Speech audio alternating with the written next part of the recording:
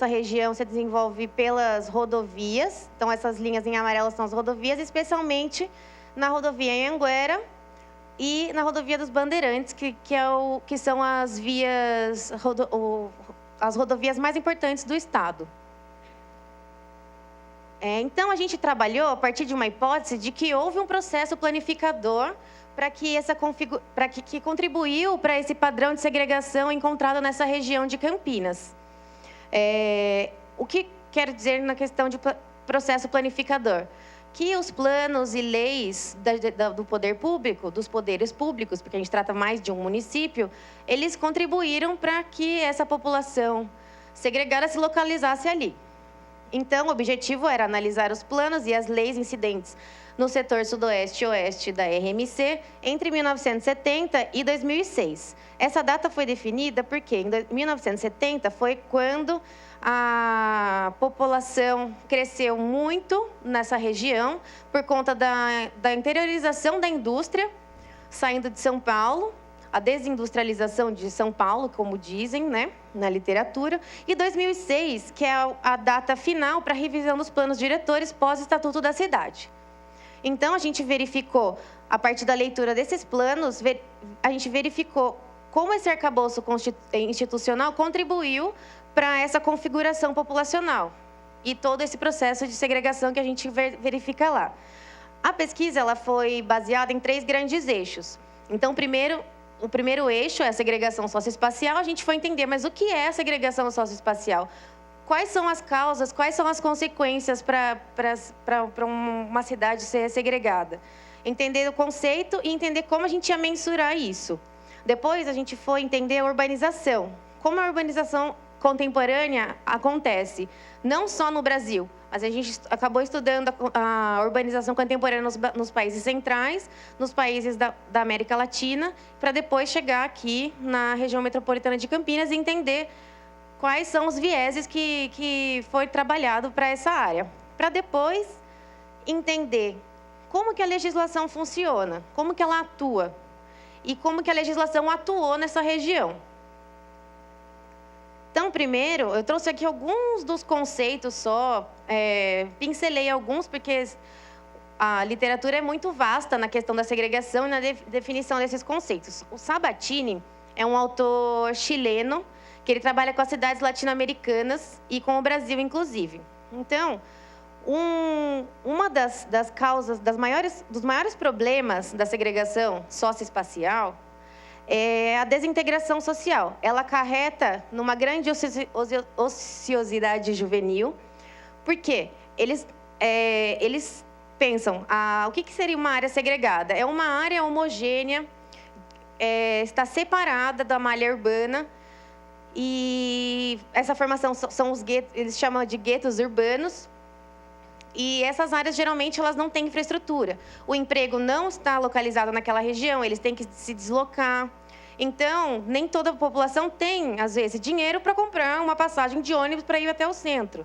Então, esse é um dos problemas, que também acarreta no uso de drogas e outros tipos de problemas. O mesmo autor, ele define que a segregação pode ter dois tipos, a baixa, a heterogênea, e a alta, que é a homogênea. A que a gente está trabalhando aqui são áreas de alta segregação, que são áreas de grande homogeneidade populacional. Isso pode ser uma grande homogeneidade de população de alto poder aquisitivo, quanto de baixo poder aquisitivo. Então, quanto maior essas áreas homogêneas são de população pobre, maior a gravidade dos problemas sociais urbanos. A gente tem também a segregação, que é a segregação que a gente chama de a autossegregação, ou a segregação voluntária, que são os enclaves fortificados, os famosos loteamentos e condomínios fechados. Esse tipo de ocupação do espaço, que vem acontecendo há um bom tempo, que a gente bem conhece aqui em Piracicaba, eles são, além de segregadores, eles são autossegregados e eles ignoram a cidade como espaço social. E também, por último, a gente consegue ver a segregação via Estado, que é a questão que a gente está trabalhando nessa pesquisa, que a lei ela alinhava os territórios da riqueza e da pobreza através da legislação. Como? parâmetros urbanísticos. Então, o zoneamento. Quando eu defino o tamanho de um lote para uma certa área, o que eu estou definindo? Quem que vai ser a pessoa que vai consumir aquela terra. Então, a lei tem esse poder. Aí a gente foi entender como a gente ia mensurar. Existe um índice que a gente trabalhou, que é o índice de Moran, que ele é um indicador social, espacial de associação, que pondera a existência de clusters, ou seja, dessas aglomerações de uma determinada variável, que nesse caso é a renda que a gente está trabalhando. Então, a gente trabalhou com os dados ele trabalha com os dados do censo, espacializados, e nesse caso, para entender a segregação socioespacial, a gente utilizou a variável da renda. Esse indicador dá um resultado gráfico, então a gente consegue verificar em mapa como que estão localizados esses clusters, para entender a homogeneidade social daquela área. Então, isso foi um dado que a gente pegou da literatura, que José Marcos Cunha mapeou essas características da população a cada lado da rodovia Anhanguera e conseguiu perceber 2 grandes clusters entre a rodovia Anhanguera. Do lado leste e norte, a Cordilheira da Riqueza, que ele denomina na pesquisa, e do lado sul, a Cordilheira da Pobreza, que é a área que a gente está pesquisando. Então, a Anhanguera se tornou um grande divisor de águas. Esse é um resultado gráfico da aplicação desse índice. Então, desse lado esquerdo, a gente vê o mapa com os dados de 2000 e aqui com os dados de 2010. Então, a variável utilizada é a renda e são 5 categorias. O alto-alto, que são as aglomerações de população de alta renda cercadas de população de alta renda. Em azul escuro é o baixo-baixo, que seriam as populações de baixa renda cercadas de população de baixa renda também. Então, essas 2 aglomerações em vermelho escuro e azul, eles são aqui, a que ele denomina de Cordilheira da Riqueza e a Cordilheira da Pobreza. Ainda a gente tem o azul claro, que seria o baixo-alto, que são as áreas de população mais pobre que está no entorno dos clusters de população de alta renda, e o contrário, no rosa mais claro, que seriam a população aqui a gente tem a população de baixa renda, de alta renda, que está próximo desses clusters da alta renda. Então, é muito claro a localização dessa população de baixa renda numa região só da região metropolitana de Campinas. Aí, em amarelo ainda, tem o não significante. Como a gente está trabalhando com os máximos, a área não significante são as áreas heterogêneas, que tem grande heterogeneidade dessa variável. A gente consegue perceber também, comparando esses 2 mapas, uma dissolução dessa Cordilheira da Pobreza em 10 anos. Isso traz alguns indícios, que a população pode ter ascendido, pode ter imigrado. Então, a gente tem muitos questionamentos quanto a isso. Então, isso está, de certa forma, melhorando. Bom, a gente trabalhou com os dados mais atuais, de 2010, definindo, então, essa região como a região estudada. Essa região, que é a periferia metropolitana de Campinas, ela pega a parte sul e sudoeste de Campinas, esse é o território do município de Campinas. Hortolândia está praticamente todo o território inserido dentro do recorte, que Hortolândia, na verdade, foi desmembrada de Sumaré em 91, mas ela cresceu já como uma periferia de Campinas. E Sumaré é toda essa parte... Aqui é o território de Sumaré e essa é a parte dessa parte, a área segregada. E uma parte bem pequena que é conformada por 2 bairros de Paulínia. Então, esses são os municípios que fazem parte dessa pesquisa. Então, essas são áreas de similaridade de padrão de urbanização. Mais para frente, vocês vão ver as fotos. Vocês olham para os 4 municípios e vocês acham que é o mesmo bairro. Eles têm uma população majoritariamente de baixa renda. Existe uma grande falta de equipamentos e infraestrutura. E nessas áreas homogêneas, a taxa de desemprego é de 30%, enquanto nas áreas heterogêneas, ela é não significante dentro desse levantamento, pelo que o José Marcos Cunha levantou.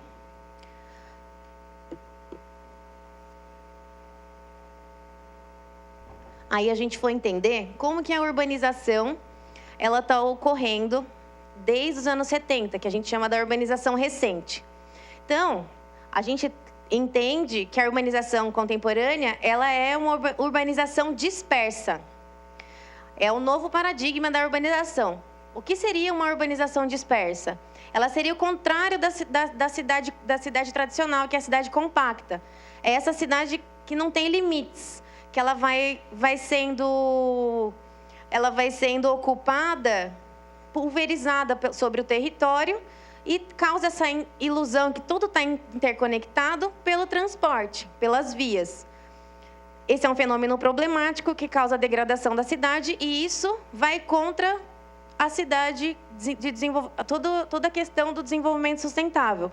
Ela vai contra todo esse conceito de cidade sustentável que a gente tanto trabalha e tenta trabalhar desde lá do movimento da reforma urbana. Aqui eu trouxe 2 exemplos de cidades para vocês entenderem o que eu estou querendo dizer com a questão da diferença da cidade difusa, da cidade dispersa e de uma cidade compacta. Aqui o primeiro, à esquerda, é Atlanta, nos Estados Unidos, que tem um modelo de dispersão. Atlanta tem uma área urbana de mais de 4.000 quilômetros quadrados, com uma população de 2,5 milhões de habitantes.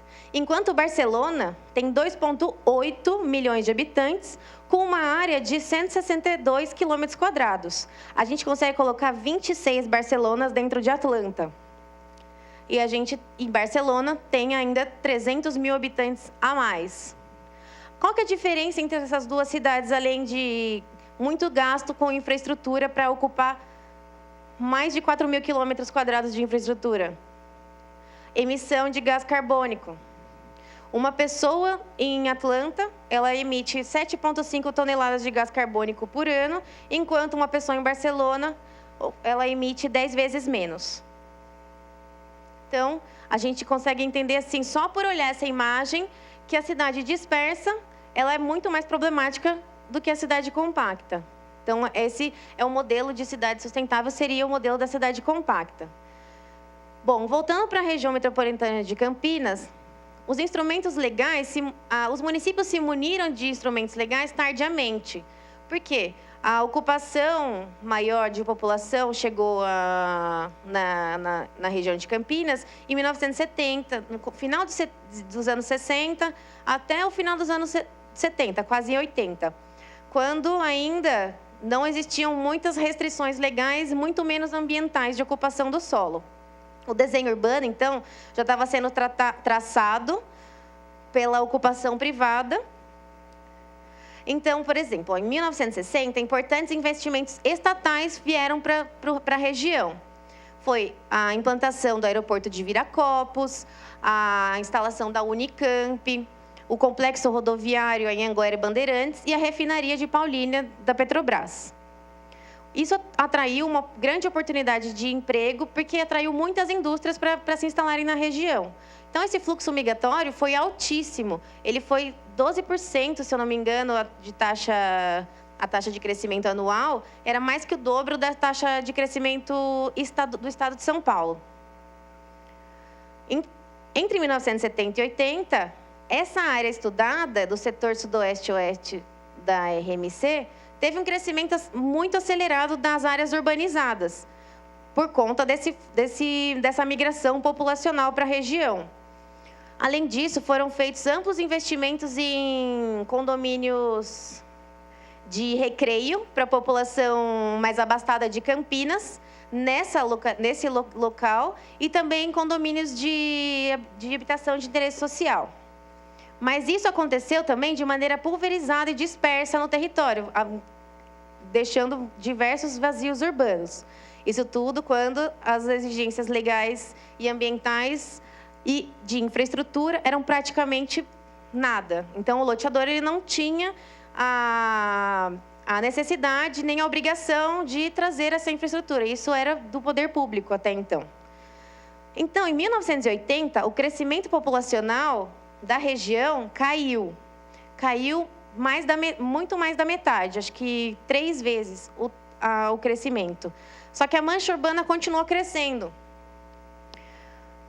Não só, mas por núcleos dispersos, e todos eles atribuídos a conjuntos habitacionais de interesse social e loteamentos fechados nessa região.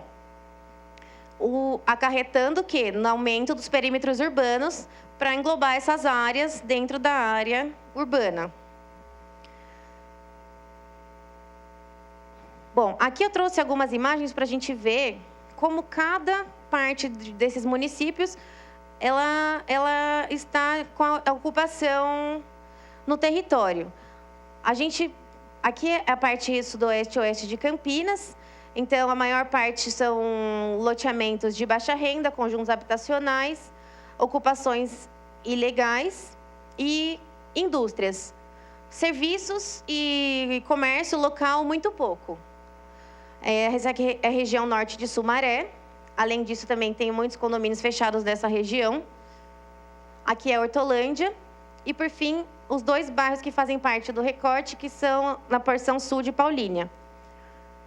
Você olhando essas imagens, vocês acham que elas fazem parte da mesma cidade. Mas realmente elas são uma cidade, porque elas conformaram uma cidade só. Aí a gente foi entender a legislação, como que a legislação funciona. Quem está acompanhando aqui o curso já deve ter visto, né, que desde a reforma urbana, a gente conseguiu, com o movimento da reforma urbana, que a Constituição Federal instituísse a questão do uso social da cidade, da propriedade. Isso foi estabelecido pelo Estatuto da Cidade, que passou para a gestão municipal o poder de dar as faces futuras e o desenvolvimento futuro urbano para os municípios. Então, repetindo, a política urbana deve ser executada pelo poder público, de ordenar o pleno desenvolvimento das funções sociais da cidade e garantir o bem-estar de seus habitantes. O Estatuto da Cidade consegue colocar esses novos instrumentos para serem trabalhados, que devem acontecer de maneira sustentável e com a participação popular. Só que a gente tem que entender que somente essas 2 leis federais, elas não vão funcionar por si só. Então, a gente tem que entender que o plano diretor ele tem um papel fundamental para isso acontecer. Então, a gente só consegue fazer com que tudo isso realmente saia do papel a partir da implementação desse instrumento, que é muito importante, e do direcionamento para a gente garantir a função social da cidade. Só que também não para por aí. Se a gente não tiver a efetivação através das leis, esse plano também não vai funcionar. Ele vai ser só um papel que não vai servir para nada. Então, as leis de uso e ocupação do solo, de perímetro urbano e de zoneamento, especialmente as leis o zoneamento de interesse especial de interesse social, que é voltado para a habitação de interesse social, sem essas leis a gente não consegue efetivar o plano diretor. Então a gente foi lá e fez o levantamento de toda a legislação urbanística municipal, porque aqui a gente queria entender o que os municípios, como eles trabalharam, e que tinham relação com parâmetros de expansão e a ocupação urbana no território. Aí comparamos todas as diretrizes contidas em todos os planos diretores desenvolvidos desde 1970 até 2006 e as leis que foram efetivamente promulgadas posteriormente, para entender o que foi efetivado e o que não foi efetivado da cidade que esses gestores gostariam de ter. Então, depois disso, verificamos todos os parâmetros urbanísticos, tamanhos de lotes e permissão de HIS, para entender onde que essas gestões estavam querendo colocar por exemplo, habitação de interesse social, os lotes de 125 metros quadrados. Onde que eles estavam localizando isso no território? Para saber se essa segregação foi pré-definida pela lei ou não. Foram foram analisadas, então, um total de 128 leis, entre habitação de interesse social, planos diretores, parcelamento, uso e ocupação do solo e perímetro urbano. Então, a gente conseguiu verificar que as ações planejadas contribuem e induzem, além de reforçar esses processos que já vinham acontecendo e que já são difíceis de reverter, de serem revertidos. Todos os municípios, os 4 municípios, eles estavam ali em consonância quanto aos baixos padrões populacionais naquela região. Só que esses 4 municípios têm os maiores salários da RMC. O que significa? Que cada um desses municípios é formado por 2 cidades completamente diferentes. A cidade que seria a cidade com a infraestrutura central e a cidade periférica, que ela se formando com as outras periferias, forma uma periferia gigantesca.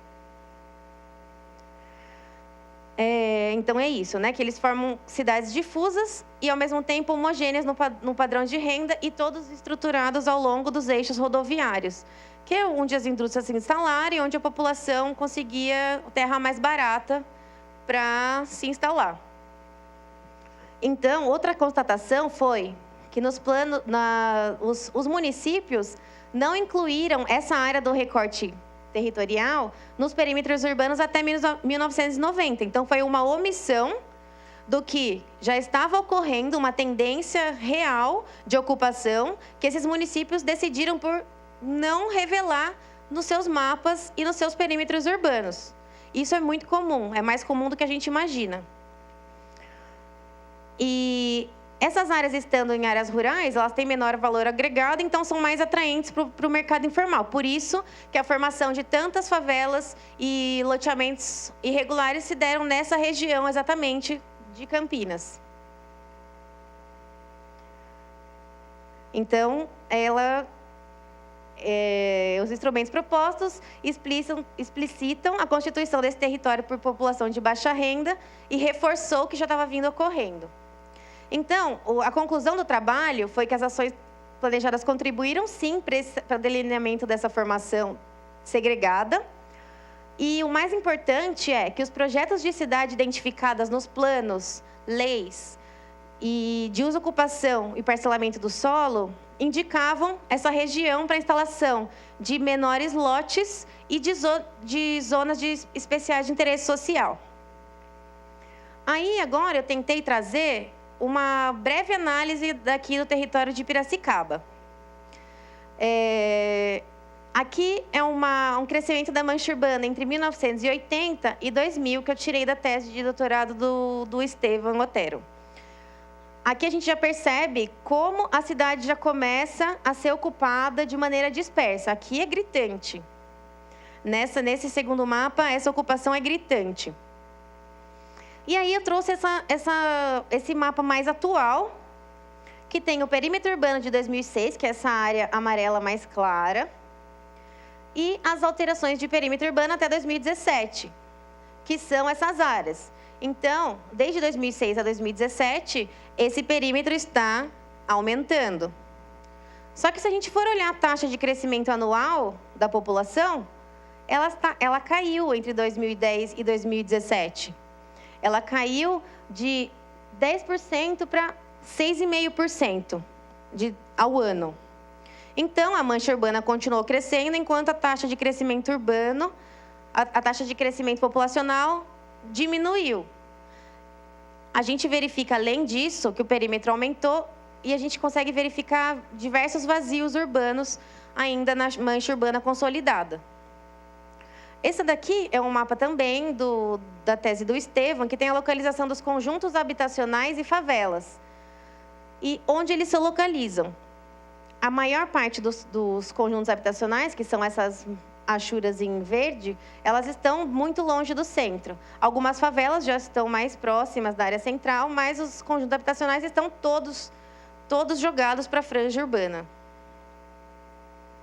Então, ao nosso ver, na pesquisa, a principal contribuição do plano diretor na questão da proteção socioambiental, a gente tem que entender também que a gente tem que tratar das questões ambientais, porque, como mesmo a Jaque disse, As áreas ambientais são as áreas mais frágeis, que são as áreas propensas da população que não tem acesso ao mercado formal de se instalarem.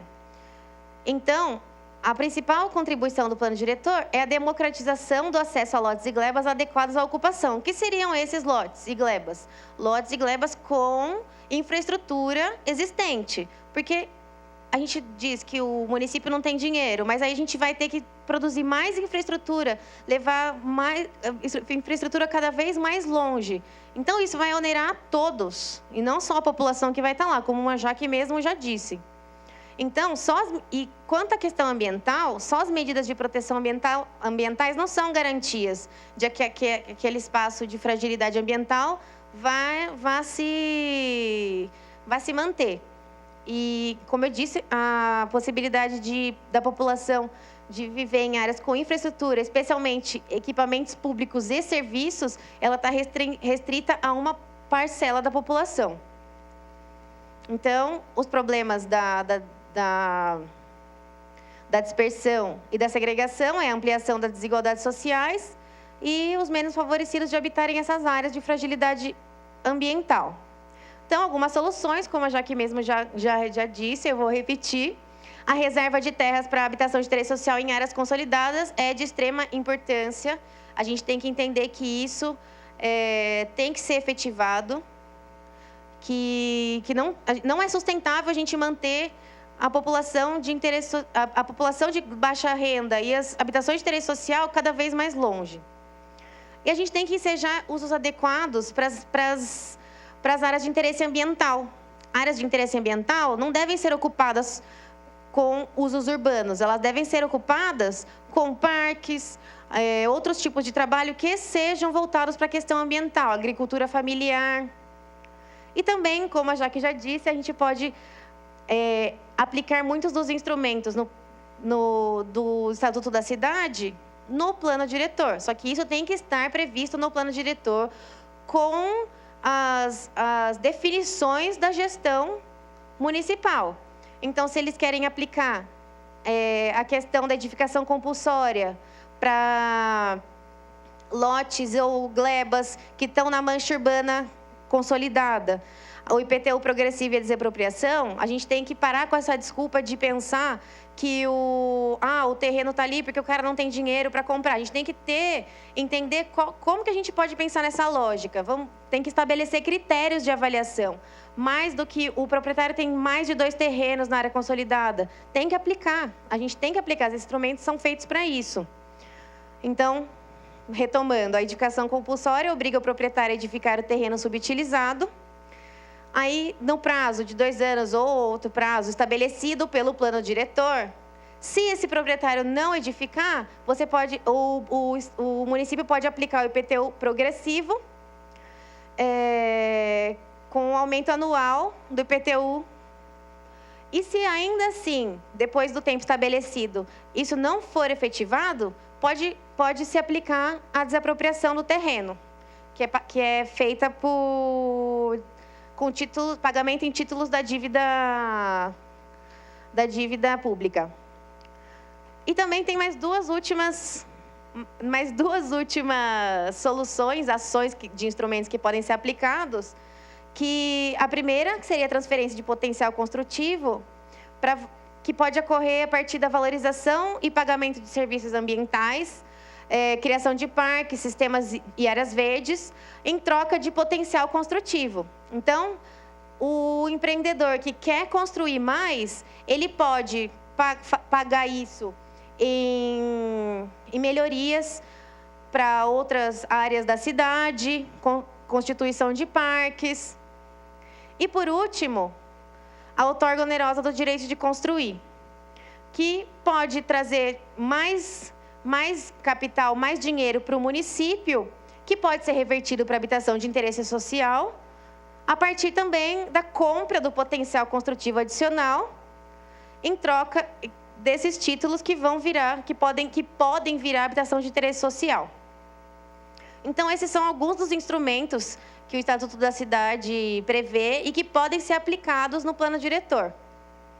Então, uma última coisa que eu gostaria de deixar para a gente pensar, que a lógica do mercado, ela não pode estar acima das questões sociais e ambientais. Claro, não é para paralisar o mercado, não é para o mercado não trabalhar, mas é para induzir como ele vai trabalhar. O plano diretor tem justamente essa função. E também que os problemas da dispersão urbana, eles causam essa questão de onerosa da infraestrutura e problemas na gestão, porque é muito mais difícil você gerir uma cidade toda espalhada e muito maior do que uma cidade compacta. Bom, mas era isso. Espero que eu tenha sido clara. E quer que tenha o meu contato. Obrigada.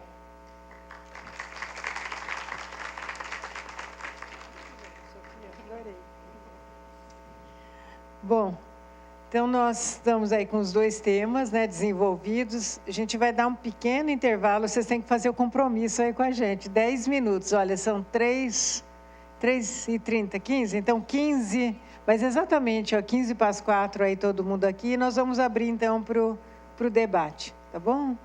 Tem um cafezinho lá fora. Acho que acabaram um pouquinho mais cedo, dá pra... É bom o debate mais cedo. É, mas a conversa vai, se deixar até às 18h19. Eu vou deixar. Oi, Eric, obrigada lá pela postagem que você fez esses dias. Nossa, fiquei até emocionada. Esses dias ainda eu estava lá com o Tami no hospital, né? Tá bem agora, mas... Imagina. Obrigada, a hora que eu vi, não estou nem entrando nas mídias dele. É legal, né? Tá na contramão mesmo, né?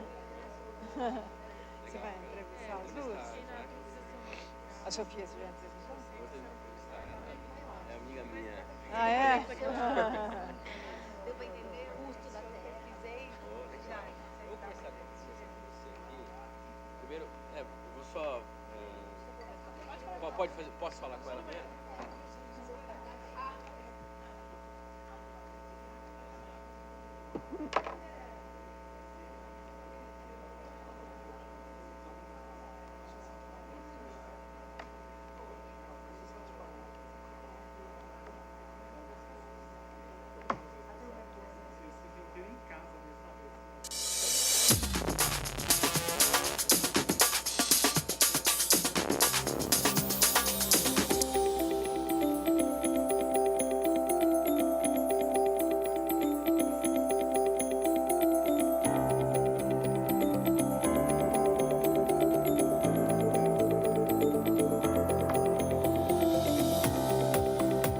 A Câmara de Vereadores de Piracicaba foi fundada em 1822 e, desde então, os representantes da população, eleitos para os seus mandatos, participaram efetivamente para o desenvolvimento do município e para que Piracicaba se transformasse numa das mais importantes cidades do interior paulista.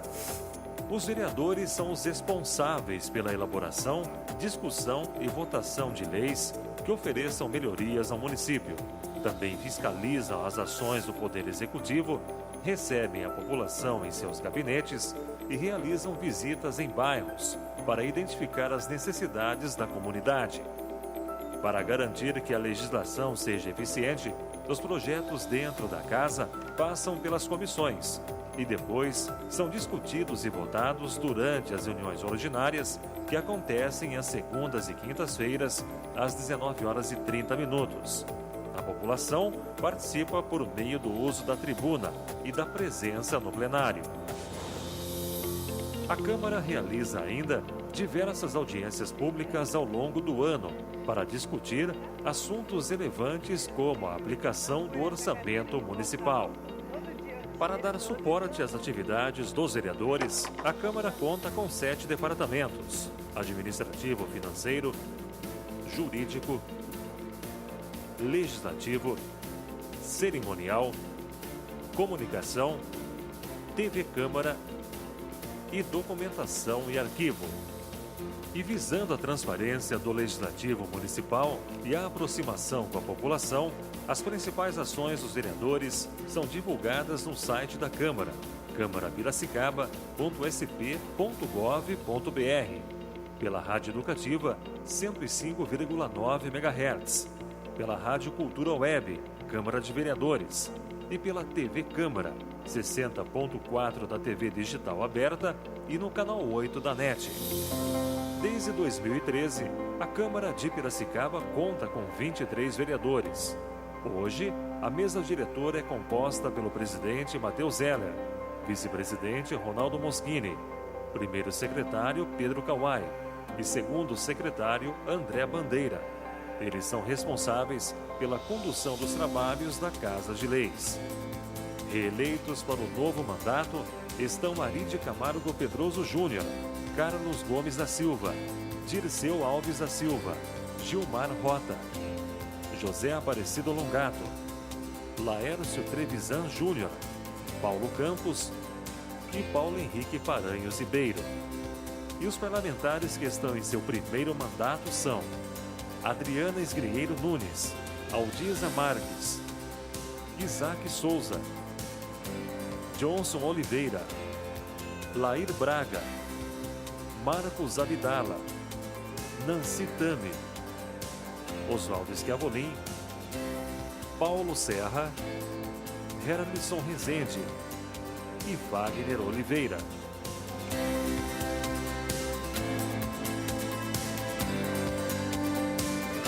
Câmara de Vereadores de Piracicaba, esta é a sua Casa de Leis.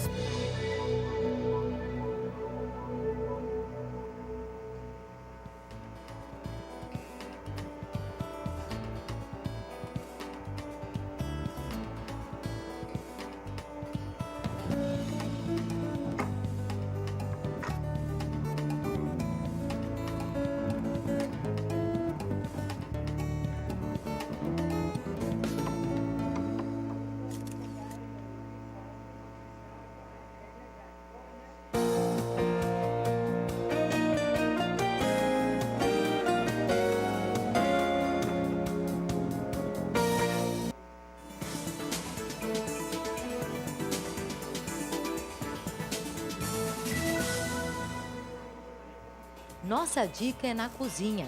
Para lavar a louça em casa por 15 minutos, se a torneira for aberta apenas para enxágue, você pode economizar mais de 95 litros de água. Já no apartamento, com o mesmo procedimento, a economia é de mais de 220 litros.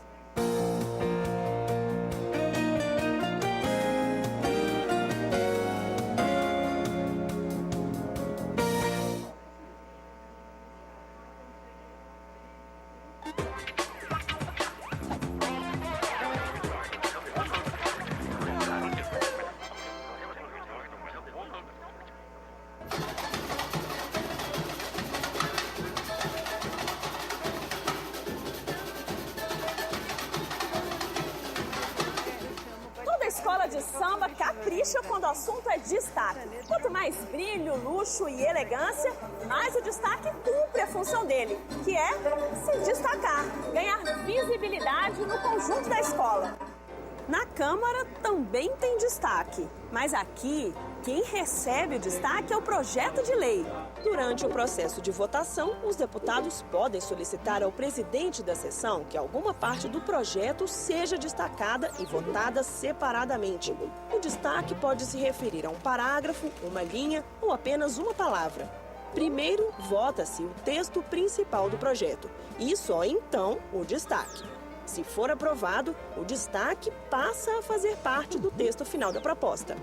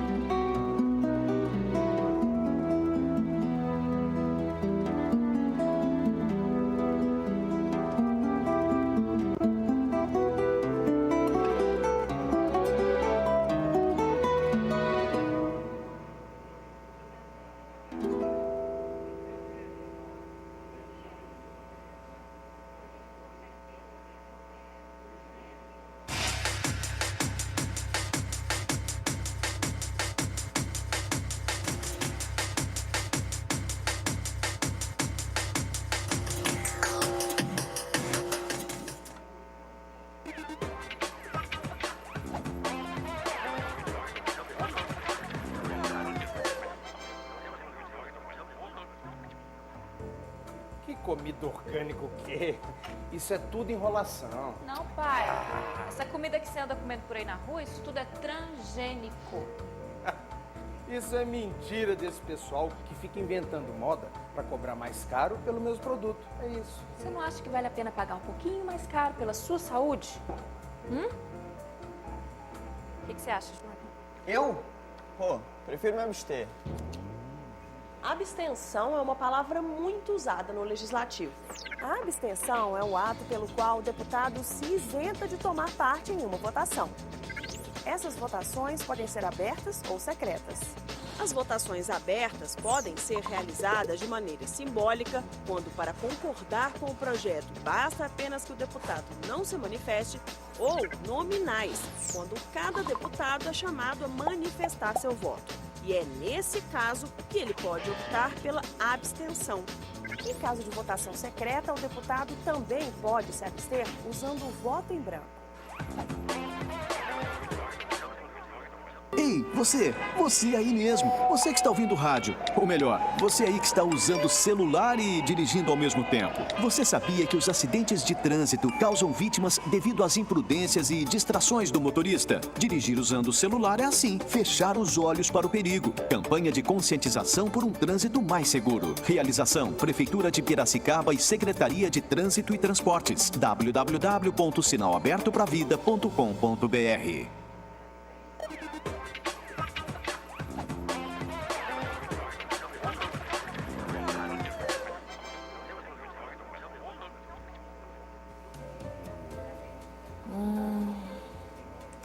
Sei não, acho que eu só vou te dar um anti-inflamatório, a gente espera alguns dias.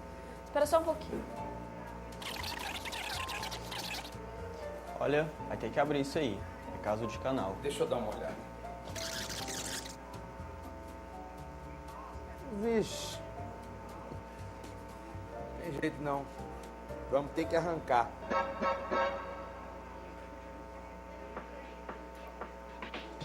Para tomar uma decisão importante, a gente sempre tem que conhecer as diferentes opiniões sobre o assunto. No Legislativo também é assim. As comissões da Câmara podem realizar audiências públicas com representantes do Executivo, do Judiciário ou da sociedade. Essas audiências servem para esclarecer os diferentes pontos de vista sobre um determinado assunto, para que os deputados e a sociedade possam tomar uma posição quanto a um projeto em discussão. A iniciativa pode vir de qualquer membro da comissão e até mesmo da instituição interessada em participar. E como o nome diz, a audiência é aberta ao público. Vacinação contra o HPV. Proteja o futuro de quem você mais ama. A campanha de vacinação contra o HPV já está no ar e toda menina entre 9 e 13 anos e mulheres de 9 a 26 anos convivendo com o HIV devem ser vacinadas. A vacina está disponível em todas as salas de vacinação do SUS. Como em qualquer outra injeção, as reações à aplicação da vacina podem ser dores, vermelhidão e inchaço. Não se preocupe, são passageiras e num período de 24 a 48 horas desaparecem. É importante tomar a vacina sentada e permanecer assim por uns 15 minutos após receber a vacina. A vacina aplicada nessa idade tem mais eficácia, pois nesse período a produção de anticorpos é maior, garantindo assim um futuro mais saudável. As infecções relacionadas ao HPV são um problema de saúde pública. Por isso, a vacina é uma prevenção contra várias doenças, como o câncer do colo de útero. Todo ano, cerca de 15 mil